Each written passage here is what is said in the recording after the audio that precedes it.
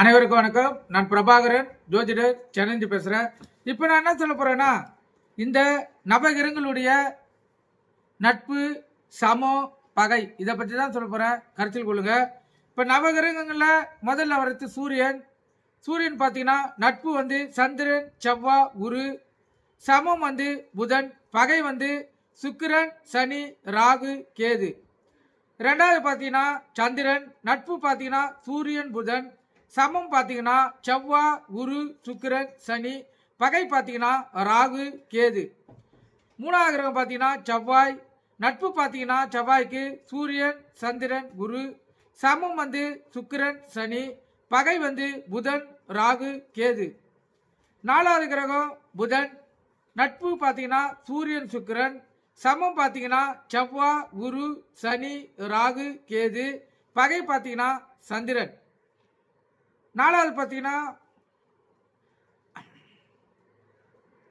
அஞ்சாவது பார்த்தீங்கன்னா குரு. நட்பு பார்த்தீங்கன்னா சூரியன், சந்திரன், செவ்வாய். சமம் பார்த்தீங்கன்னா சனி, ராகு, கேது. பகை வந்து புதன், சுக்கிரன். ஏழாவதா பார்த்தீங்கன்னா சுக்கிரன். நட்பு பார்த்தீங்கன்னா புதன், சனி, ராகு, கேது. சமம் பார்த்தீங்கன்னா செவ்வாய், குரு. பகை பார்த்தீங்கன்னா சூரியன், சந்திரன். எட்டாவதா பார்த்தீங்கன்னா சனி. சனி பகவானுக்கு நட்பு பார்த்தீங்கன்னா புதன், சுக்கிரன், ராகு, கேது. சமம் பார்த்தீங்கன்னா குரு. பகை பார்த்தீங்கன்னா சூரியன், சந்திரன், செவ்வாய். ராகு கேதுக்கு பார்த்தீங்கன்னா நட்பு பார்த்தீங்கன்னா சனி, சுக்கிரன். சமம் பார்த்தீங்கன்னா புதன், குரு. பகை பார்த்தீங்கன்னா சூரியன், சந்திரன், செவ்வாய். இந்த ஒவ்வொரு கிரகங்களுக்கும் இந்தந்த கிரகங்கள் நட்பு, சமம், பகை இது அடிப்படையில் தான் அவங்க வேலை செய்வாங்க. இப்போ சூரிய தேசம் நடக்குதுன்னா அவங்களுக்கு புத்தி சந்திர புத்தி, செவ்வாய் புத்தி, குரு புத்தி நடக்குதுன்னா அவங்க நன்மை செய்வாங்க. புதன் புத்தி நடந்தால் நன்மையும் தீமையும் மாறி மாறி வரும்.